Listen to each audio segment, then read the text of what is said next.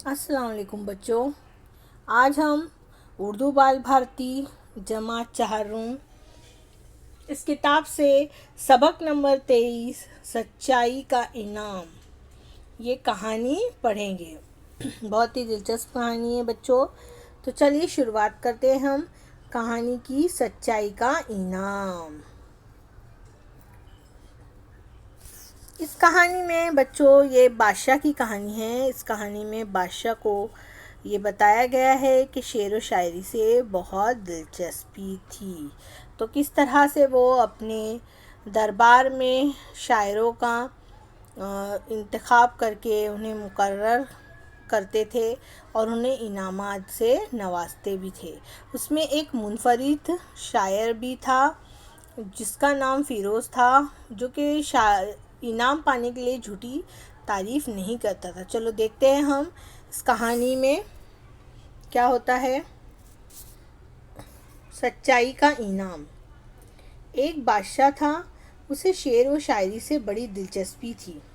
एक दिन उसने कुछ शायरों को बुलाया और उन्हें अपने दरबारियों में शामिल कर लिया। उनकी तनख्वाहें भी मुकर्रर कर दी। कुछ ही दिनों में बादशाह ने देखा कि सभी शायर आपस में लड़ते हैं, एक दूसरे से हसद करते हैं और एक दूसरे को नीचा दिखाने की कोशिश करते हैं।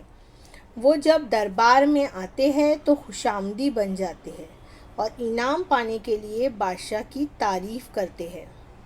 इन शायरों में एक शायर ऐसा भी था जो बादशाह के बुलाए बगैर दरबार में नहीं जाता था। वो ना बादशाह की खुशामद करता और ना उसकी तारीफ़ में शेर पढ़ता। इसका नाम फ़िरोज़ था।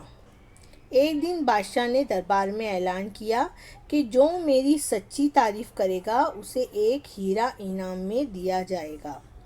ये सुनकर सब शायरों ने तैयारी शुरू कर दी। खूब अच्छे अच्छे शेर कहे। हर एक ये सोचकर खुश था कि हीरा मुझे ही इनाम में मिलेगा।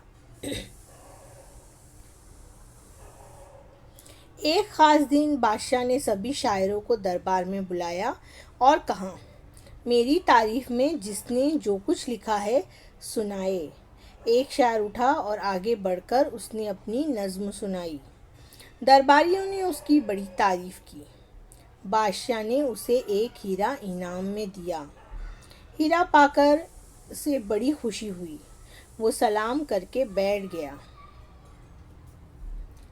तो बच्चों अभी हम यहाँ एक समझना शुरू करते हैं इस कहानी को। क्या बताया गया है कि एक बादशाह थे जिन्हें शेर व शायरी से बड़ी दिलचस्पी थी और उन्होंने कुछ शायरों को बुलाया और उन्हें दरबारियों में शामिल किया और साथ ही साथ उनकी तनख्वाह भी मुकर्रर कर दी। मुकर्रर करना इसका मतलब होता है तय करना, यानी उनको कितनी तनख्वाह देनी है वो तय कर दिया।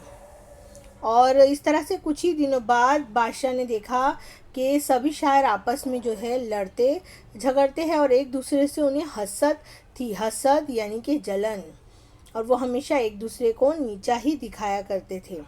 लेकिन जब वो दरबार में आते थे तो बादशाह के खुशामदी बन जाते थे। खुशामदी यानी कि चापलूसी, चापलूस। बादशाह की वो चापलूसी करते थे, यानी कि झूठी तारीफ़ करना। चापलूसी करने का मतलब होता है कि किसी भी शख्स को खुश करने के लिए उसकी झूठी तारीफ़ करना। और इस तरह से जो है वो बादशाह की तारीफ़ करके इनाम पाते थे।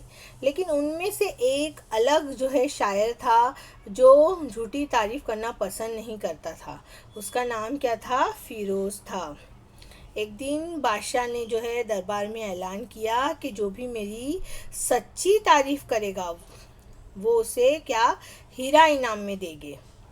ये सुनकर सब तैयारी में लग गए और ये सोचने लगे कि अब हीरा जो है उन्हीं को मिलेगा। देखिए यहाँ पर ये बादशाह, ये सारे शायर बैठे और सब ने जो है तैयारी कर ली। और फिर जब वो ख़ास दिन आया जब शायरों को बादशाह ने दरबार में बुलाया और तारीफ़ करने के लिए कहा तो सब एक के बाद एक शुरू पड़ गए। एक शायर ने उठकर आगे बढ़कर जो है नज़्म सुनाई। दरबारियों ने उसकी तारीफ़ की और बादशाह ने फिर उसे एक हीरा دے دیا اور وہ ہیرا پا کر بہت خوش ہو گیا، سلام کر کے بیٹھ گیا۔ اب آگے بڑھتے ہیں۔ اس کے بعد دوسرے شاعر نے اپنی نظم سنائی، درباریوں نے اس کی بھی تعریف کی، بادشاہ نے اسے بھی ایک ہیرا انعام میں دیا، وہ بھی خوش ہو کر سلام کر کے بیٹھ گیا۔ اس طرح سارے شاعروں نے اپنی اپنی نظمیں سنائی اور انعام میں ہیرا پا کر باغ باغ ہو گئے۔ باغ باغ ہو گئے، باغ باغ ہونا اس کا کیا مطلب ہوتا ہے؟ یعنی بہت خوش ہونا، بہت خوش ہو گئے۔ اس طرح سے سب ایسے ہی اٹھ اٹھ کر بادشاہ کی تعریفیں کرتے گئے اور بادشاہ ان کو انعام میں ہیرا دیتے گئے۔ فیروز اپنی جگہ بیٹھا رہا، اس نے کچھ نہیں سنایا۔ بادشاہ نے ناراض ہو کر کہا، تم نے کیا لکھا ہے؟ سناؤ۔ فیروز نے کہا، اگر بادشاہ سلامت میری جان بخش دے تو سناؤں۔ بادشاہ نے فوراً کہا، جاؤ، تمہاری جان بخش دی، اب سناؤ۔ فیروز نے کہا، اے بادشاہ، آپ عالم اور عقل مند ہے، شاعروں کی عزت کرتے ہیں، لیکن گھوڑے اور گدھے کا ایک ہی استبل میں باندھتے ہیں۔ اس طرح اس نے اپنی نظم میں بادشاہ کی بہت سی کمزوریاں گنا دیں۔ درباریوں کو بڑی حیرت ہوئی اور انہوں نے سوچا کہ بس اب فیروز کی خیر نہیں، یہ ضرور مارا جائے گا۔ مگر درباریوں کو اس وقت اور حیرت ہوئی جب نظم سننے کے بعد بادشاہ نے فیروز کو بھی ایک ہیرا انعام میں دیا۔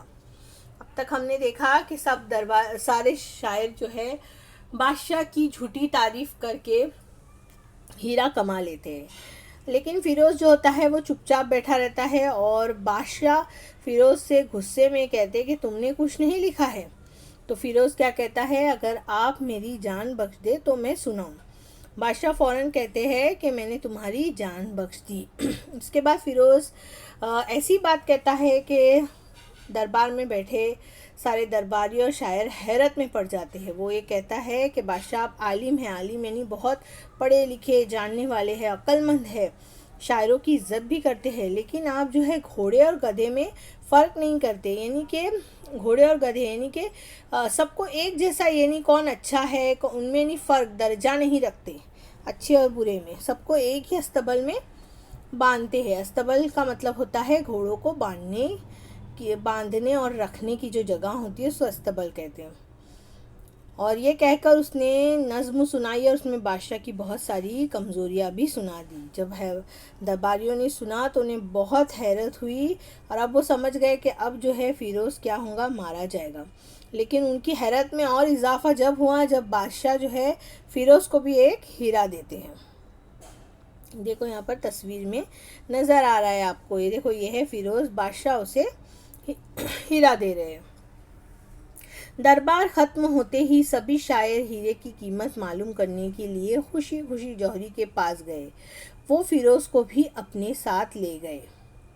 اب جب دربار ختم ہو گیا تو اب سب خوش ہو گئے تھے، سب کو ہیرا ملا، تو سب نے سوچا کہ جوہری کے پاس جا کر اس کی قیمت معلوم کرتے ہیں۔ جوہری یعنی جو جواہرات کو بیچتے ہیں، یعنی جو کاروبار کرتے ہیں اسے کیا کہتے ہیں، جوہری کہتے ہیں، اور یا تو جواہرات کی پرکھ رکھنے والے کو بھی جوہری کہتے ہیں۔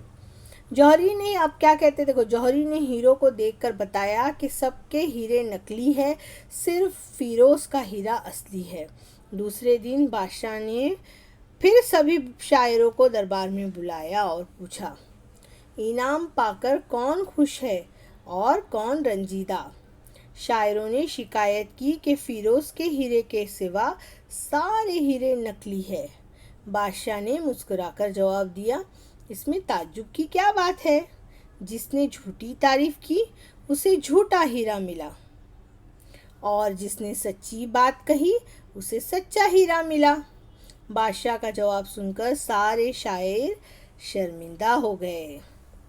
یہاں پر آگے کیا ہوتا ہے، جوہری کیا کہتا ہے سارے شاعروں کو کہ جو اصلی ہیرا ہے وہ صرف کس کے پاس ہے، فیروز کے ہی پاس ہے، باقی کے سب کے پاس نقلی ہیرے ہے۔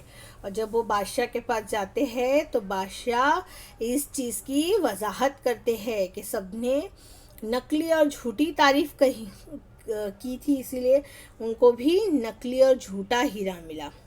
اور فیروزی تھا اکیلا واحد تنہا جس نے سچی تعریف کری تھی، اس لیے اسے سچا ہیرا ملا. تو بچوں، اس سے ہم کیا سبق ملتا ہے کہ ہمیں جو ہے ہمیشہ سچ بولنا چاہیے، ہر حال میں ہمیں سچ بولنا چاہیے. آگے بڑھتے ہیں. ابھی ہم الفاظ معنی دیکھیں گے. مقرر کرنا، اس کا مطلب ہوتا ہے طے کرنا. حسد یعنی جلن. خوش آمدی یعنی چاپلوس یا ایسا شخص جو کسی کو خوش کرنے کے لیے اس کی جھوٹی تعریف یا بڑائی بیان کرے. باغ ہونا، بہت خوش ہونا. عالم، جاننے والا یا بہت پڑھا لکھا. استبل، گھوڑوں کے باندھنے اور رہنے کی جگہ. جوہری، جواہرات کی پرکھ اور کاروبار کرنے والا. امید ہے بچوں آپ کو یہ ویڈیو سمجھ میں آیا ہوگا. ملتے ہیں نیکسٹ ویڈیو میں. تب تک کے لیے اللہ حافظ.